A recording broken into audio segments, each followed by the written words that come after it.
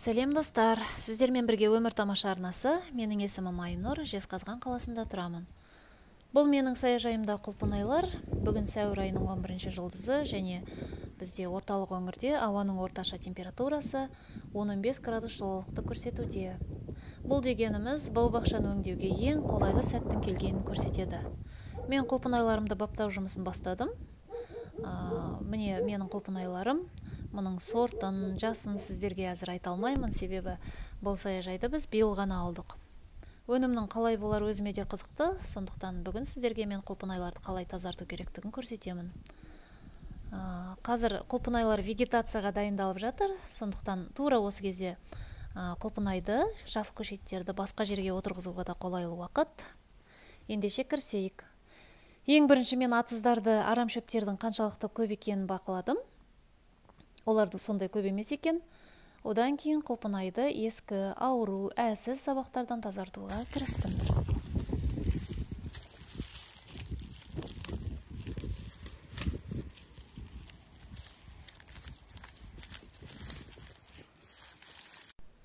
Мінекей қараңыздар достар, мына түптің жанынан жас құлпынай көшеті өсіпті. Мұны басқа жерге отырғызуға тура келеді, себебі құлпынайлар арасында қашықтық 25-30 сантиметрден кем болмауы керек. Ендеше оны біз кішкене айыршамен ақырын қазып алып, кейінірек басқа жерге отырғызамыз. Бүгінгі біздің тақырып құлпынайды вегетация алдында тазарту. Мысалға мына жапырақ өте әлсіз. Көрдің бе? Ауырайын деп тұр, сондықтан бұны да алып тастай саламыз. Жапырақтан түк қалмады деп қорқып керек емес, себебі ол әлі көктем. Мынаның бәрі бір-екі аптада уже жер көрінбей қалады астында.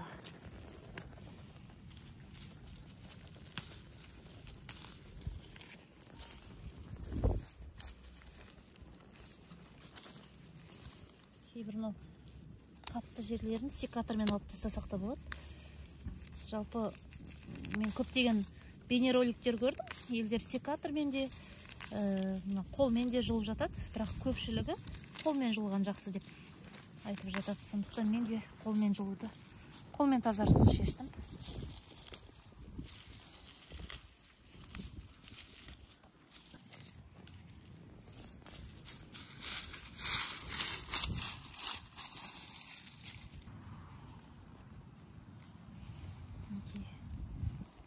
Мұндай әлсіз нелерді ешқандай аяусыз алып тастай саламыз.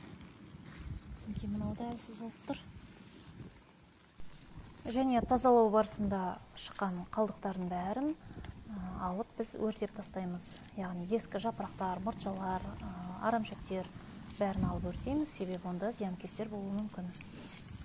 Бұның бәрін тазалап болғаннан кейін біз бардос қоспасы дейді, бардоская смеспенен жаңағы залалсыздандырып шығамыз. Ол туралы арнайы шығарылым болады.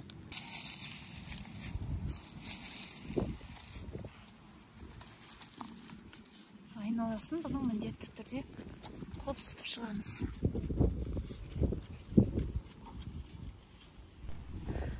Мінекей достар, осымен құлпынай түбін тазарту жұмыстары аяқталып келе жатыр. Біздің арнамызға жазылып, пікірлеріңізді қалдырып, кеңестеріңізбен бөлісіп отырсаңыздар, құба-құп көреміз.